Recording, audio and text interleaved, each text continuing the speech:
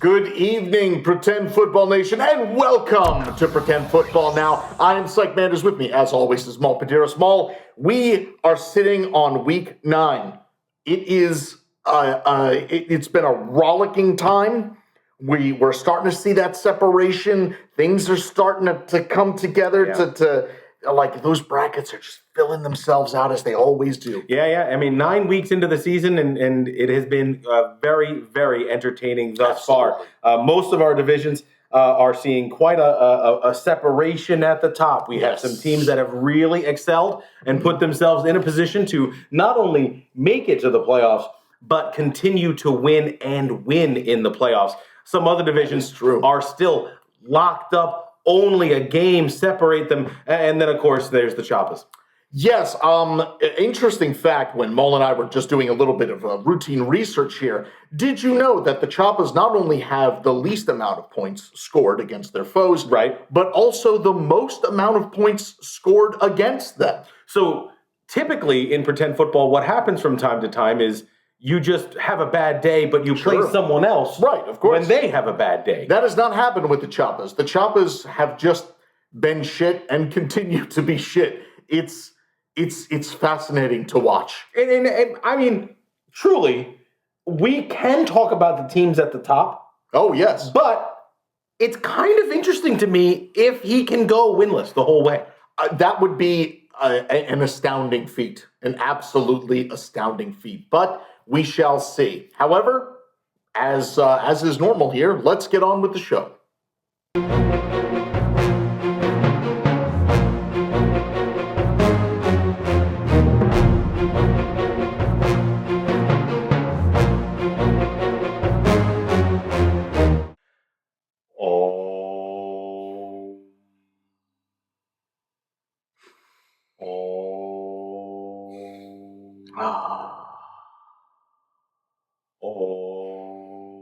You know, dear listeners, there is a balance in pretend football. There is an ebb and a flow. Luminous with pretend points are we, not these crude rosters.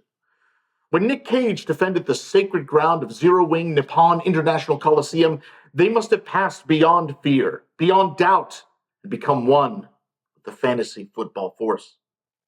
Seeking to put Coach Kylan, as put by Beetlejuice, in a situation he can't get out of, Coach Dennis and the Stinks put forth their best putrid Patrick Mahomes, who lit up the board with 27.4 points, well over his projections.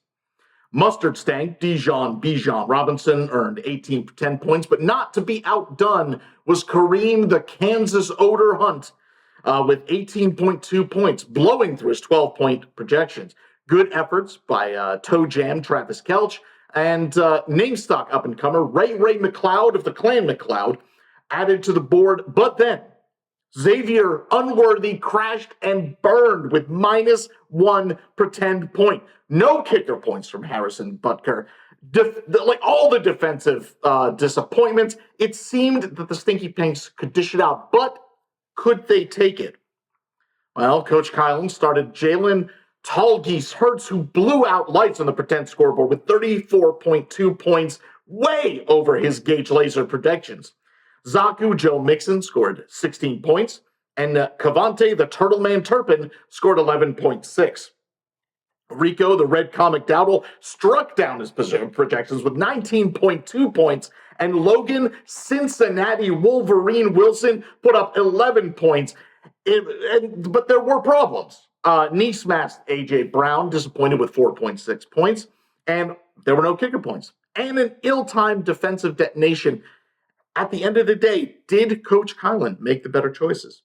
Well, I will tell you this, the difference maker was sitting on Coach Dennis's bench. Jake Fridge Funk Ferguson, he had 10 pretend points that could have smashed Nick Cage like so many poorly assembled Bandai Gundam models in the hands of a careless child. However, he moldered on the bench, completely unused. A final score, 103-109, Nick Cage all day. The Stinky Pinks regress further into the shadows while Nick Cage begins to position themselves at yet another championship run.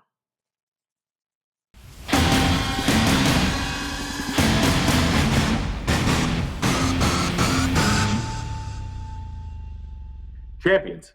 rise to the occasion. At least that's what they say around here in the studio. Well, I mean, they did when Craig was around, before he got into the Gouda juice and before Gage started being, gay. But at least someone has to take it to heart still. Our champions, Coach Cody and the Cumberland Crew, take on the Tombstones during this Week 8 rivalry week. The Stones are in first place overall, but can Cody harness the heart of a champion? Yeah, it seems so. You know what's amazing? He didn't even need the 76 points that he left on his bench. Didn't need the 6 points that Mini Gurk and Kyler Murray scored. He just had to wait for the implosion of the Tombstone roster. Dak Prescott, now on IR, DED, dead. Compact Disc Lamb, after just an amazing game last week, skips all day here, also partially DED, dead. It's a theme for the dead man.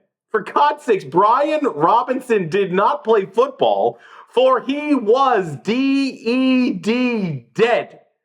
Cole Kmet, however, he was alive. He did play, but he did amass a very DED 0 points. For those keeping score at home, that's 2 less than point performances this week. I'm sad. I mean, I'm sad that I had to report this to you all. You deserve better. The Crew were led by Saquon Big Dill Barkley in his 31.4 points. And always crunchy Cortland Sutton added 19.8. Jeez, that was basically enough. The champs reign supreme and leave no doubt why he won the title over these very dead men last year. Our matchup ends Crew 114.4, Tombstone 73.95.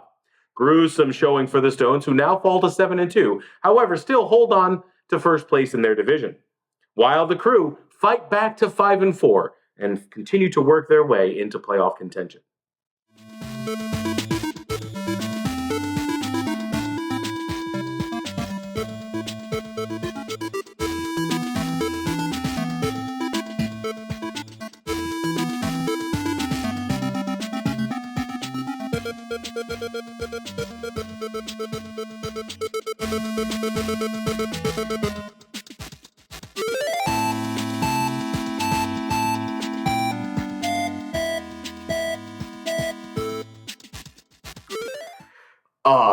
Wow.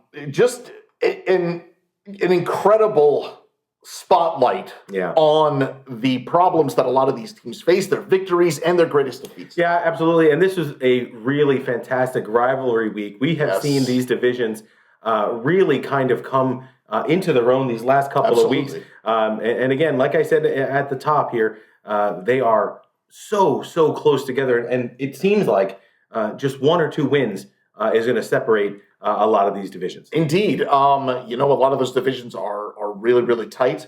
We've got we have a lot of changes, a lot of choices coming in. You have a lot of choices, especially for those of us in the United States. With that in mind, do you have a word of the week? I do. Sike. And the word of the week is electioneering.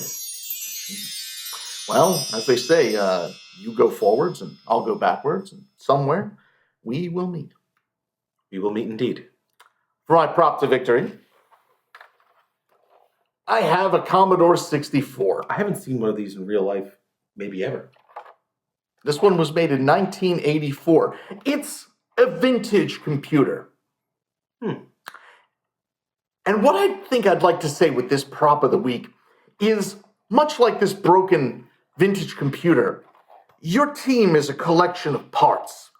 And sometimes what you have to do is you have to strip those parts out and build a team that works instead of being caught with a team that doesn't. Antiquated. Work your way to the future, people. That's right. Not you, Eric Menzie. No, there's no help for you, Eric Menzie. But alas, it is time for us to part. So, but before we go, ensure that you hit that like button, subscribe, and comment. Very much love to hear your feedback. Sike and I read every single comment from the last week's episode before we go on air. It kind of helps us get amped up for what we're about to experience. It's true. I even read my own comments sometimes, and sometimes I even thumbs up my own comments. It shouldn't be like that. No, I mean, it would be better if we were liking and thumbs upping others, but, Get some discourse in. there's listen, discourse in. I will say this, there's nothing wrong with a little bit of self-love. Absolutely not. And with that, from all of us here at PSBN, this has been Pretend Football Now. A breakthrough! It's a remix! I am forsaken!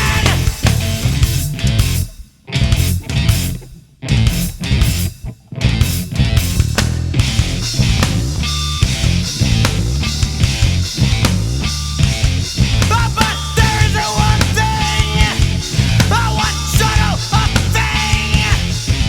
An issue, a privacy! An issue, a privacy! Hey! Week is electioneering. I wish I could remember the lyrics to Electioneering because that I would would stop at nothing.